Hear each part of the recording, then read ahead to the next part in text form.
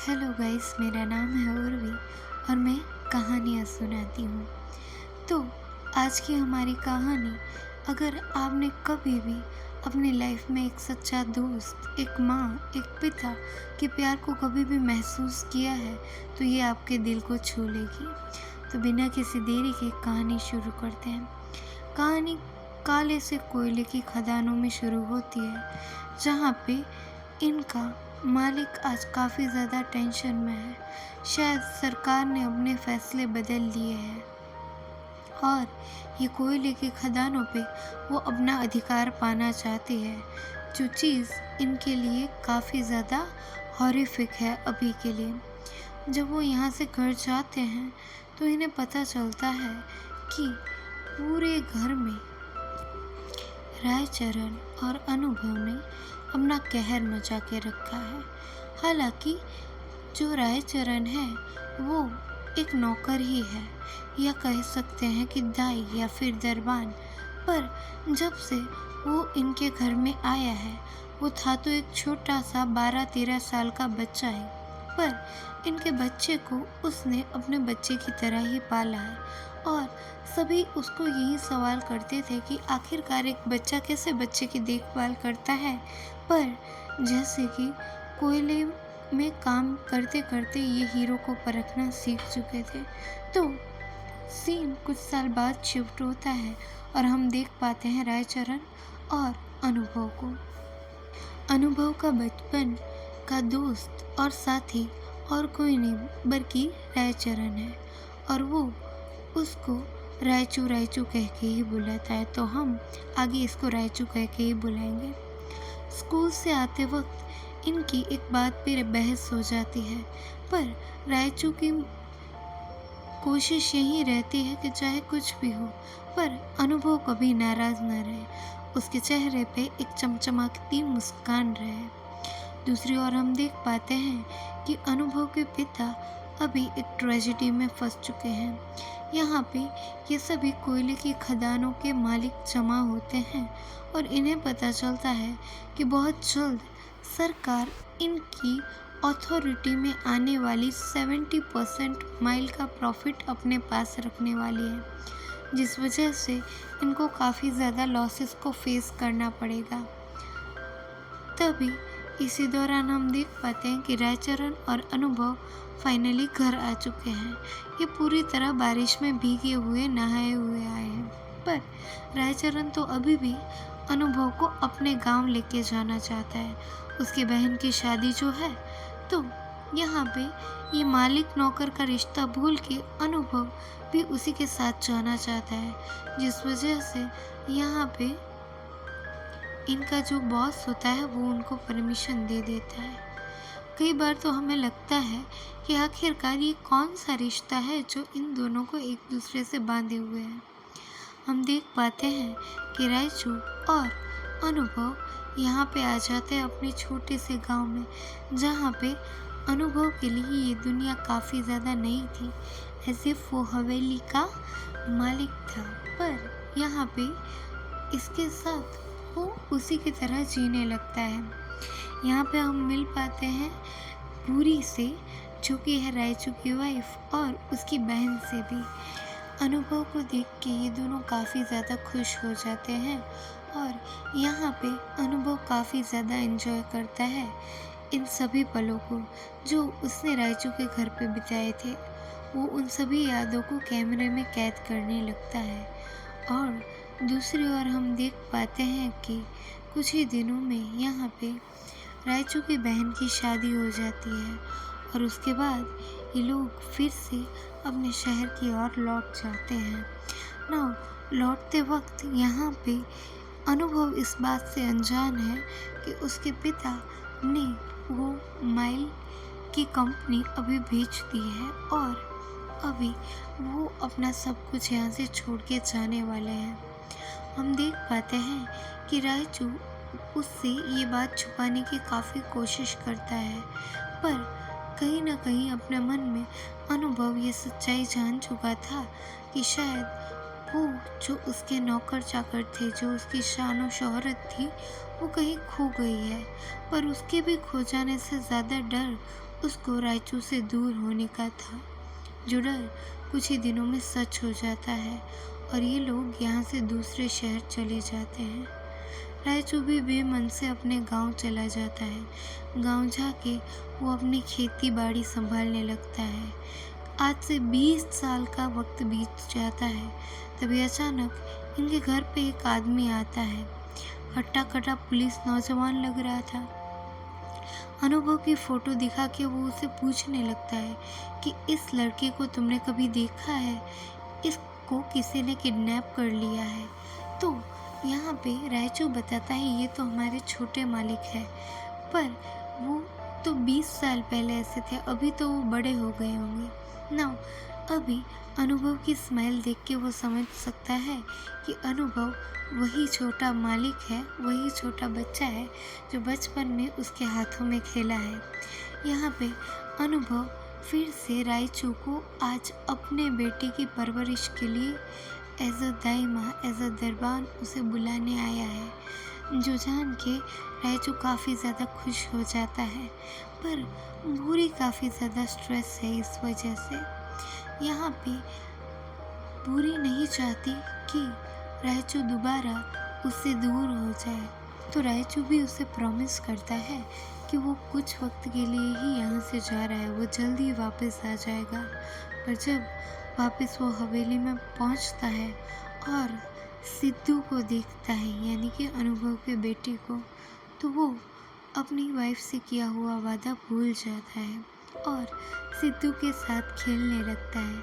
सिद्धू यहाँ पे उसे एक नया नाम देता है, चन्ना। चन्ना और सिद्धू एक दूसरे की कंपनी को काफ़ी ज़्यादा एंजॉय करने लगते हैं। सिद्धू को खिलाना, पिलाना, नहलाना, घुमाना, यहाँ की उसकी सुसु पॉटी तक साफ करना, हर एक छोटा बड़ा काम सिर्फ और सिर्फ चन्ना देखता था। चन्ना की दुनिया तो पूरी की पूरी सिद्धू में बसी हुई थी और सिद्धू शायद अपनी माँ में भी चन्ना को देखता था, जिस बात से कई बार हम देख पाते हैं कि अनुभव की वाइफ काफ़ी ज़्यादा नर्वस हो जाती थी, पर यहाँ पे अनुभव विश्वास रखने को बोलता था। ऐसे ही एक दिन एक बड़ी पार्टी की वजह से पूरे घर में कुछ ना कुछ काम चल रहा था, जिस वजह से यहाँ पे चन्ना डिसाइड करता है कि वो सिद्धू को लेके बाहर घूमने जाएगा। बाहर घूमते वक्त वो काफ़ी ज़्यादा एंजॉय करते हैं और कुछ देर बाद जब वो वापस जाने लगते हैं तो सिद्धू उसे बताता है कि उसे ब्यूटीफुल यानी कि कुछ फूल चाहिए, जिस वजह से चन्ना वहाँ के नज़दीकी तालाब में जाके कमल के फूल तोड़ने लगता है।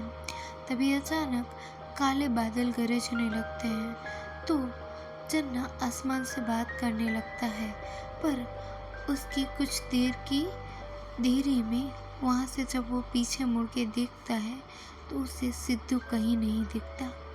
वो बहुत ढूंढता है आसपास हर जगह।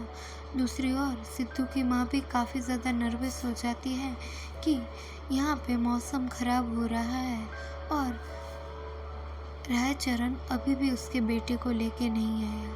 दूसरी ओर रायचरण हर दूसरे आदमी को सिद्धू के बारे में पूछ रहा है। वो हर एक छोटे बड़े सुराग को इकट्ठा करता है, पर इकट्ठा करने के बावजूद उसे कहीं पे भी सिद्धू का नामो निशान नहीं मिलता। वो नदी में डुबकी लगाता है, हर पहाड़ हर पत्ते से सिद्धू का पता पूछता है, पर किसी के भी पास उसके इस सवाल का जवाब नहीं था। कुछ देर बाद जब वो सिद्धू का एक जूता पानी में तैरता हुआ देखता है तो वो हार मान लेता है। वो वहीं पे रोने बैठ जाता है। देर रात जब अनुभव यहाँ पे आता है और जब वो सच्चाई जानता है कि आखिरकार क्या हुआ था, तो अनुभव की वाइफ से ये बर्दाश्त नहीं होता और वो पुलिस को बुला लेती है कि इसी बे औलाद ने हमारे औलाद को छीन लिया है हमसे, इसी ने हमारे बेटे को चुरा लिया है हमसे। पर अनुभव अपनी वाइफ की कोई बात नहीं सुनता। उसे पता है कि आखिरकार रायचरण क्या है और क्या कर सकता है। तो वो पुलिस को उसको ले जाने की बजाय उसे वहाँ से जाने देने के लिए बोल देता है। यहाँ से रायचरण फिर से अपने गांव की ओर बढ़ जाता है, पर गांव में आके भी उसका मन तो सिर्फ सिद्धू में अटका हुआ है। वो अपना वक्त काटने के लिए एक और काम ढूंढ लेता है, पर वक्त है जो गुजरता ही नहीं। उसको हर दूसरी सेकंड वही मोमेंट याद आता है कि जहाँ उसकी एक छोटी सी गलती की वजह से सिद्धू कहीं गुम गया था। अभी ऐसे ही करके बहुत वक्त बीत जाता है। लक्ष्मी उसे बताती है कि फाइनली उनको बेबी होने वाला है, जो जान के भी आज रायचरण के चेहरे पर कोई भी खुशी नहीं। जो जान के यहाँ पे लक्ष्मी बहुत ज़्यादा नाराज़ हो जाती है।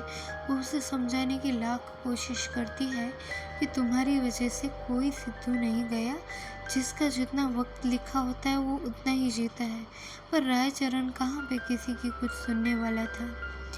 वक्त ऐसे ही बीतता है और डिलीवरी का वक्त आ जाता है।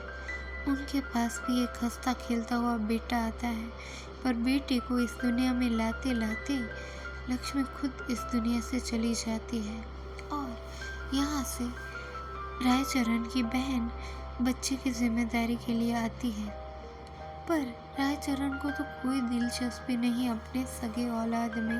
वो आज भी सिद्धू के जाने का गम लेके बैठा है, जिस बात के लिए उसकी बहन उसे काफ़ी ज़्यादा डांटती है। एक दोपहर को ऐसे ही रायचरण अपने काम में व्यस्त होता है, तभी उसका बेटा उसे चन्ना कह के बुलाता है। उसकी खुशी का जाने कोई ठिकाना ही नहीं रहता। वो तो उसे सिद्धू नाम दे के उसके पैर पकड़ने लगता है कि मुझे माफ़ कर दो छोटे मालिक, और उसी पल से वो अपने बेटे को सिद्धू मान के उसके साथ जीना फिर से शुरू कर देता है।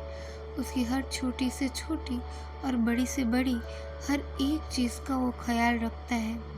उसे पालते पालते वो उसके पिता से ज़्यादा उसके नौकर की तरह उसके साथ रहने लगता है और ऐसे ही करके समय का पहिया घूमने लगता है।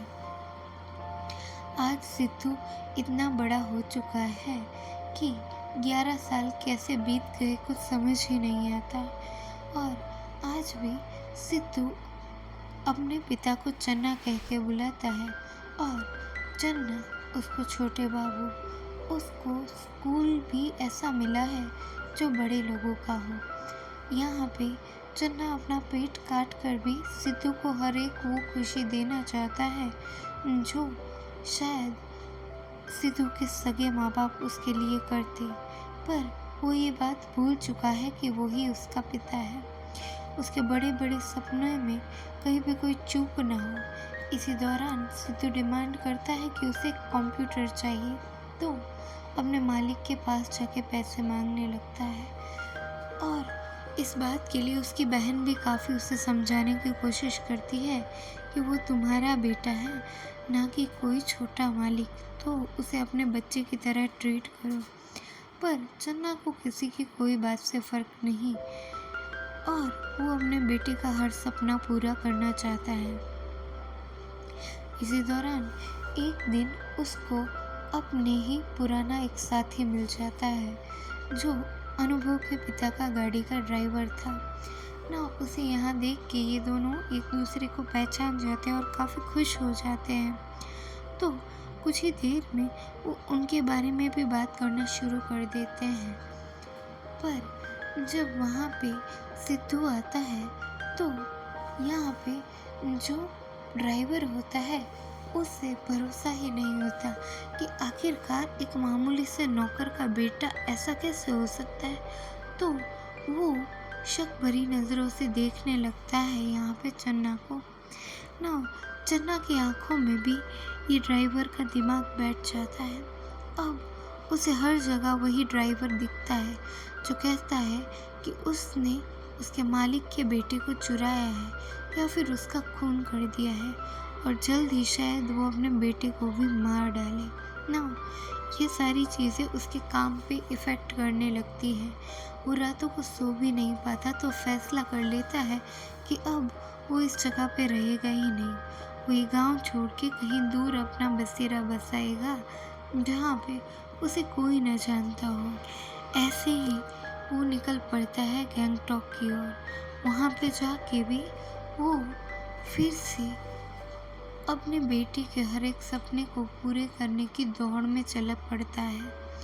इसी दौरान हमें पता चलता है कि जैसा वो सिद्धू के साथ बिहेव करता है, हर किसी को ऐसा लगता है कि वो उसका पिता नहीं बल्कि सिद्धू उसके मालिक का बेटा है।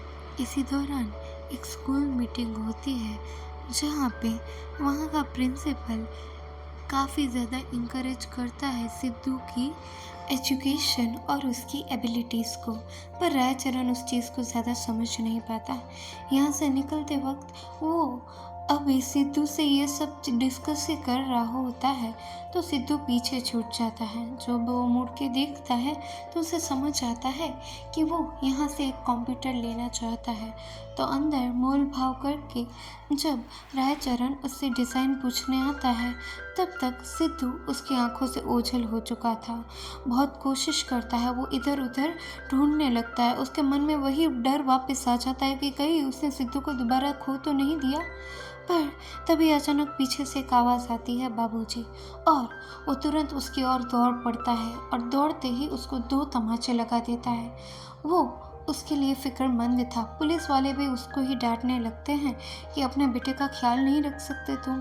पर रायचरण को ये सब देख के फिर से उसी ड्राइवर के विजन आने लगते हैं। वो फिर से कहता है कि इसकी तो आदत ही है दूसरे को बच्चों को मार देना, खो देना, और शायद अपने बच्चे के साथ भी ये वही करने वाला है। बड़ी मुश्किल से सिद्धू अपने बाबा को संभाल के घर पे लेके जाता है, पर उसके दिमाग में कुछ चल रहा है। वो एक फैसला करता है कि अभी वो सिद्धू को उसके माँ बाप को वापस कर देगा। तो फिर क्या था, वो फिर से आ जाता है हवेली और अनुभव से ये बात कर देता है। वो बताता है कि क्योंकि वो एक बे औलाद था ना, यहाँ पे वो उनका बेटा उन्हें वापस करने का प्रॉमिस करके आ जाता है। पर सिद्धू ये मानने को तैयार नहीं। उसे पता है कि रायचरण ही उसके पिता है, पर झूठे कस्में वादे देकर ही वो उसे मना लेता है कि शायद उसका बेटर फ्यूचर अनुभव के साथ ही है। पर उस दिन भी वो काले घुंघराले बादल आ जाते हैं उसके रास्ते का कांटा बन के। उनकी नाव पानी में डूबने लगती है, पर रायचरण भी आज डुबकी लगाने में देर नहीं करता और फिर से बचा लेता है वो अपने सिद्धू को उठा के समझा के वो फाइनली अनुभव के घर ले जाता है। और यहाँ से जाते वक्त फिर से उसे एक आवाज़ सुनाई देती है, बाबूजी। पर इस बार ये बात सिद्धू ने अनुभव के लिए की थी, जो बात उसका दिल तोड़ के रख देती है। वहाँ से जाने के बाद कभी किसी ने भी रायचरण को देखा नहीं और उसका घर सुनसान पड़ा है। शायद सभी ऐसा ही मानते हैं कि उस नदी की बाढ़ ने इन दोनों की जान ली। और यहाँ पे ये दोनों अपना बेटा पाके इतना खुश थे कि उन्होंने ना ही कोई जांच पड़ताल की कि आखिरकार क्या वो सच में उन्हीं का बेटा है। दूसरी ओर हम देख पाते हैं कि रायचरण कहीं गया नहीं, कहीं मरा नहीं, वो काशी में बसा हुआ है।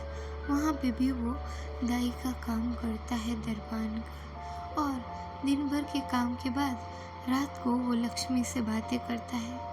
लक्ष्मी को आज भी भरोसा है कि जब उनका बेटा सिद्धू बड़ा होगा वो अपने पिता रायचरण को ढूंढ लेगा। और कहानी के अंत में हम देख पाते हैं सिद्धू को, जो आज अपने बाबा को ढूंढने आया है। और इसी के साथ ये कहानी यहीं पे ख़त्म हो जाती है। हमारी चैनल को लाइक, शेयर एंड सब्सक्राइब करना ना भूलें। Thanks for watching. कमेंट्स में बताइए कि आप अगली कहानी कौन सा सुनना चाहेंगे। Love you all, bye bye.